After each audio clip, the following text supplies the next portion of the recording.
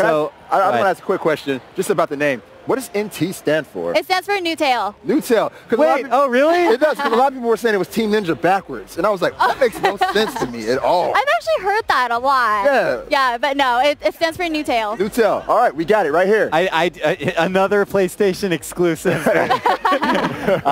So Loey, I know we have not revealed a lot of the villains that are going to be in this yet. I'm going to assume that there are villains in this game. Oh, of course, yeah. But tell us a little bit about the characters, because there's a lot of familiar faces in this game. There is, absolutely. Oh, yeah, there's Tidus right there. So the gameplay and the characters, you're going to have the house of all the most iconic heroes and villains from the franchise. I'm dying personally to play Sephiroth. I know a lot of people are too.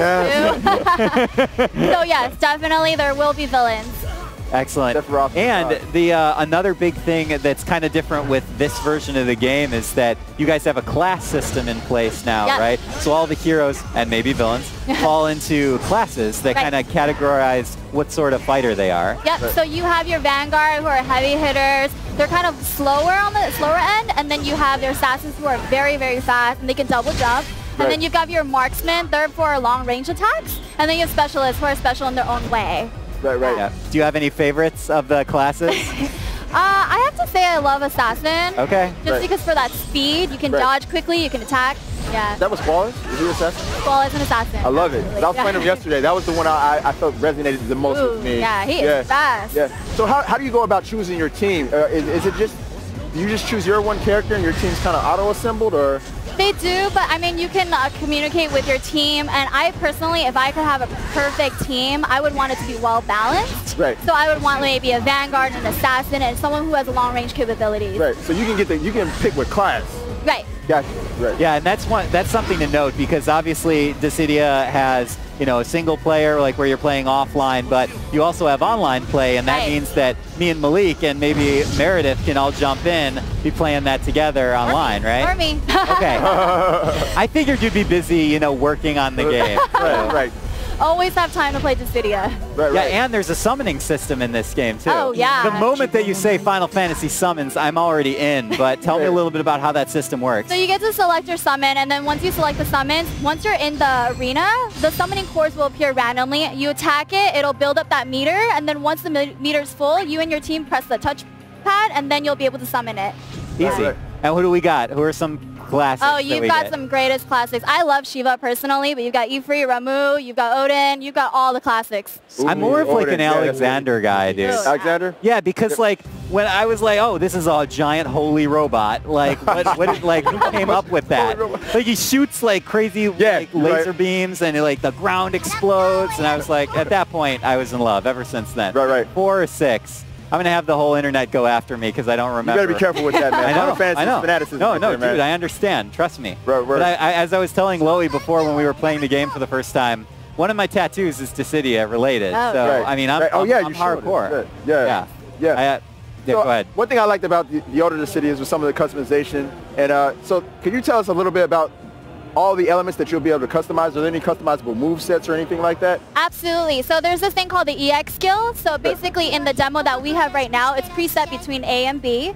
But once you actually have the game, you'll be able to customize how you want to use your EX skills. Some of them have HP regen, Bravery regen, and the other ones are about how you want to attack. Nice. And of course, there's a lot of balance between different skills, right? So you were saying that some of the characters like way more long range focused than melee focused. So very cool. All right, so I got a bit of a curveball I'm going to throw at you here on the screen. Curveball? maybe not much of a curveball. So what is your dream team of 3 Final Fantasy heroes?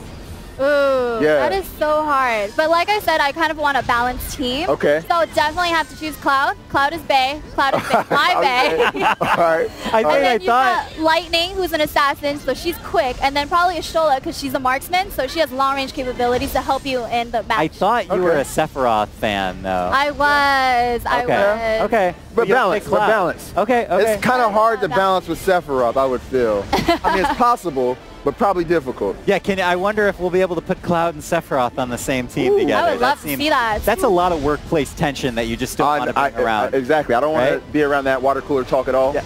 So tell us a little bit about, because there's a couple environments we were seeing in the footage. Yeah. So there's, of course, a lot of recognizable Final Fantasy locales as well. Yeah, so my personal favorite is the set from Final Fantasy X. I love that. Midgar's back. So all the most amazing, beautiful stages are back too, and we could possibly be adding more as well. And there's some environmental strategy too, because, you know, Dissidia, especially the PSP games, were a lot about positioning too, because that's one of the things I actually like. You may disagree because you're a fighting game fanatic, but I like that when positioning plays a big part in battle, right? I think that's great. You like when there's like mountains and stuff in the original Dissidia that you kind of had to figure out where you were, and it's very vertical as well. Right. Yeah. I mean, like, that strategy must be hard to keep straight in your head. You have the 3D environment, and then on top of that, you have a little map on the right-hand corner, so that definitely helps out too. Right. Okay, good, because I can't keep track. I know, right? There's a lot going. I know, there's so much. Can you tell us a little bit about the basic movement in this game, like the dashing and stuff like that? Yeah, so what we have is the Bravery combat system. It's very unique. What you have to do first is accumulate the Braveries, and then once you can do that, you attack with your Bravery points, which was what you see here. Right. So oh yeah, we didn't even like talk about the gameplay that's happening right behind. I'm glad that you brought it up. No, that you asked about Bravery, because yeah, that's kind of important. Yeah. That's like totally a risk-reward system in this game, and that's like, again, with the PSP games, it's like you can build up a ton of Bravery, but if you lose it, it's like it's all gone. You have to know exactly when to use it, and then when your Bravery points are glowing purple, you know you have Fatal Bravery.